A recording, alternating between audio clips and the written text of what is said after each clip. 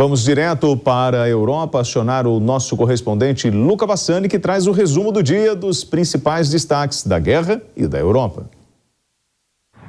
Boa noite de sexta-feira a toda a nossa audiência. A Rússia volta a assumir uma posição de ofensiva na região de Donetsk, enquanto a Ucrânia tenta proteger as cidades reconquistadas e evitar com que outras cidades venham a cair na mão dos russos, principalmente dado que o objetivo principal do Kremlin é conquistar a região do Donbass o quanto antes pelas vias militares, já que através das vias legais, pelo menos consideradas através da interpretação do presidente Putin, isso já foi conquistado através dos famosos e contestados também referendos realizados no final de setembro. Enquanto a população ucraniana, milhões de pessoas, passam dificuldades com baixas temperaturas e sem acesso à água e à energia elétrica, nós vemos que os ucranianos acusam os russos de algo bastante grave, de estarem utilizando a usina nuclear de Zaporídia como uma base de lançamento de foguetes, algo que preocuparia sobre a possibilidade de um desastre nuclear de proporções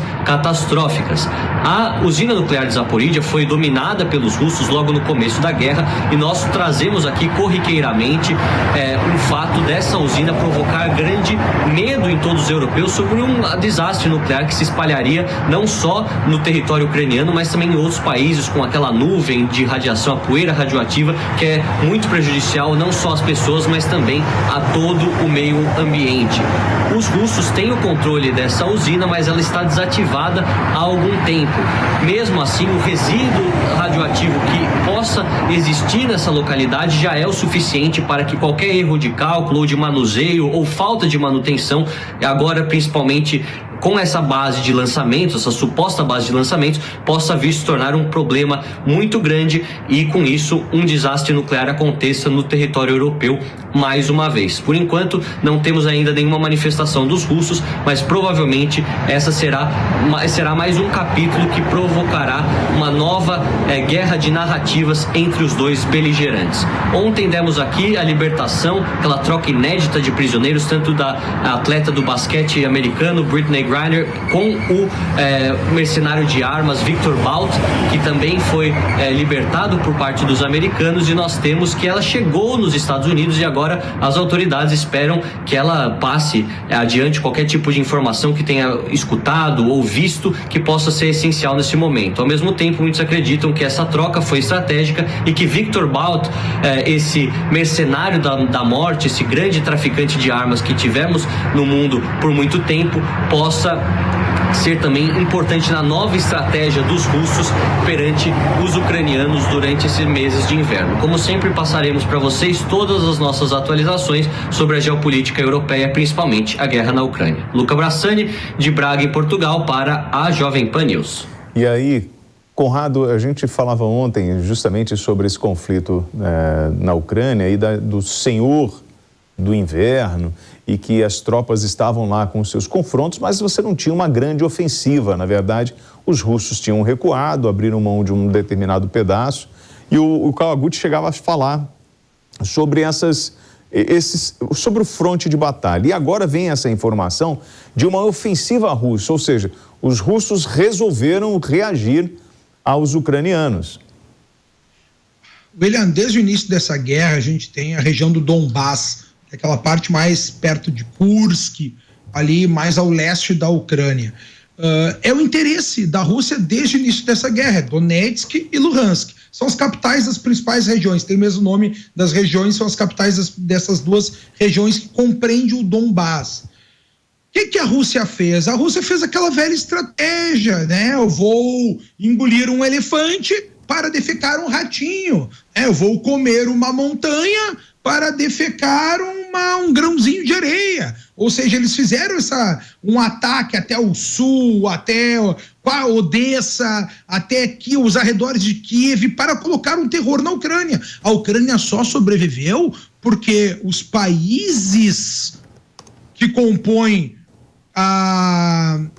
o conjunto da OTAN ajudaram eles. A ideia inicial dos Estados Unidos foi oferecer uma carona para o presidente da Ucrânia ir embora. E aí todos os países da Europa acabaram mudando a sua legislação, né? A Dinamarca, eu me lembro que eu estava na Finlândia quando começou isso aí. A Finlândia é a maior fronteira com a Rússia. Então, eu estava na Finlândia quando começou o conflito. Saí dali, fui para a Dinamarca. Quando eu chego na Dinamarca, a Dinamarca estava mandando tanque lá para a Ucrânia já. No mesmo dia, a Alemanha rasgou a sua lei, porque a lei deles depois da Segunda Guerra é: não forneceremos armas para territórios que estejam em guerra, né? Em territórios beligerantes. Já começaram a fornecer armas, já começaram a fazer as negociações para ajudar a Ucrânia, e a guerra vem até agora. Aí, diante de toda essa ofensiva, porque eu não acredito, né, que a Ucrânia sozinha, depois de meses, ia conseguir fazer um fronte de ataque à Rússia. Eu conversei com amigos ucranianos e eles falaram: Conrado, com a ajuda de alguns técnicos e sendo mais eficiente, nós ucranianos conseguimos fazer ataques melhores do que os russos, que eram incompetentes, que não eram tão treinados assim, que usavam tecnologia velha, que não tinham os mísseis, os mesmos mísseis que os Estados Unidos forneceu para nós. Eles não conseguiam dar a mesma guerra. E foi assim que a Ucrânia conseguiu retomar alguns desses territórios daquela grande pinça que a Rússia já havia feito, até Odessa e até Kiev. Agora, o que está acontecendo? A Rússia acabou sendo encalacrada nos seus 2 territórios iniciais de Donbass, que eles queriam. A guerra toda começa quando a Rússia reconhece a independência desses duas regiões que decretaram a sua independência da Ucrânia, né? Assim começa o conflito. E a partir de então agora a Rússia está querendo segurar ao menos essas 2 regiões. A gente já viu isso acontecer, só que de maneira mais curta, mais rápida, mais incisiva, numa blitzkrieg lá em 2014, quando a gente teve a Rússia tomando a Crimeia da Ucrânia. Só que agora, nesse segundo evento, a Europa como um todo, a OTAN como um todo, não está deixando a Ucrânia, né, tirar o pé da guerra. O próprio secretário-geral da OTAN já falou: nós não vamos deixar a Ucrânia perder essa guerra. E o que a gente está vendo aí é uma escalada cada vez maior, até mesmo como a gente conversava ontem, chegando até a possibilidade de uma guerra nuclear, William. Bom, isso, inclusive, nos últimos 2 dias, Putin levanta essa possibilidade, chega a falar mais uma vez sobre esse tipo de situação. Eu conversei com o comandante Farinazzo, do Arte da Guerra, entre ontem e hoje. E ele falava sobre uma notícia que a gente vem acompanhando desde setembro, que é o esgotamento do arsenal da União Europeia em função da guerra na Ucrânia, que é um problema. Ninguém esperava uma guerra tão longa, né, Conrado? Mas é que tá, os próprios chips que vão nos mísseis de ataque, eles já não estão chegando, até porque a China está vivendo agora uma espécie de revolução por conta da Covid, e no conflito que estava quase estourando também para um outro nível, com Taipei, né, com Formosa, com Taiwan. Então a gente viu que esses chips acabavam não chegando, esses microchips acabavam não chegando até os mísseis, os HIMARS e os outros mísseis que sempre foram fornecidos para a Ucrânia. O outro ponto que a gente tem é que os Estados Unidos começou a fornecer uma nova modalidade de arma, que são bombas acopladas a foguetes. Então agora tem um range, tem uma variação de distância maior, chega até 150 quilômetros, né, que não é o suficiente para chegar até o território russo, em que pese a gente ter visto aí ataques de drones na cidade de Kursk. Kursk fica a 500 quilômetros da fronteira com a Ucrânia. Então a gente consegue ver que está todo mundo querendo achar uma forma de levar a guerra adiante, só que o substrato, a infraestrutura, os componentes necessários para isso começam a ser liquidados, e diante do inverno chegando, a guerra vai ficar cada vez pior, porque essa guerra que era para ser uma guerra rápida, eu apostava numa guerra rápida no início, só que depois que a gente teve a entrada da OTAN da Europa, óbvio, ela se prolongou cada vez mais e começa a escalar, como a gente sempre vem dizendo aqui. Mas o que me preocupa em relação de tudo isso é até que ponto pode chegar, William, né? Quando a gente fala aqui de guerra nuclear controlada, quem levantou a primeira vez isso aí foi o chefe foi um dos líderes militares da Ucrânia, e agora o Kremlin já começa a dizer, do jeito que tá, pode acontecer mesmo, mas nós não somos loucos de usar armas nucleares.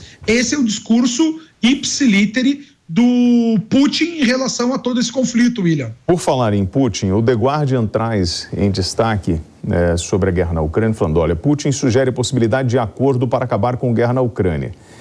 E traz uma fala que ele participou numa coletiva no Quirguistão, dizendo o seguinte, que o processo de liquidação dessa operação militar especial, ele vai ser difícil e levará algum tempo. Porém, as partes envolvidas precisam entender e aceitar aquilo que está sendo a realidade dos terrenos, das áreas já ocupadas. Ou seja, ele diz, eu ocupei e agora você tem que aceitar e ponto final, e a gente chega num acordo, é isso? É isso, mas daí o presidente da Ucrânia, o Zelensky, falou, não, a gente vai acabar com essa guerra, é só tu me devolver o Donbass, Donetsk, Luhansk e a Crimeia, que a gente acaba com essa guerra no outro dia, Putin. Ou seja, é inegociável que a gente está chegando aqui? Não. É impossível de ser viável essa entrega? É impossível. Agora, ao menos, a palavra paz começa a aparecer no horizonte, William. Isso é positivo, né? Antigamente a gente não tinha ninguém, nem cogitava paz aqui. Era a tomada total. E quando a gente tiver a palavra paz surgindo aí no vocabulário desses dois líderes, talvez a gente possa seguir aí para um fim desse debate, dessa operação especial, que nem diz o Putin, né? Porque guerra, meus amigos, guerra, tecnicamente, ela tem que ser declarada. Tu tem uma declaração formal, um decreto de declaração de guerra, né? Então, como a Rússia não fez isso, estamos só numa operação especial.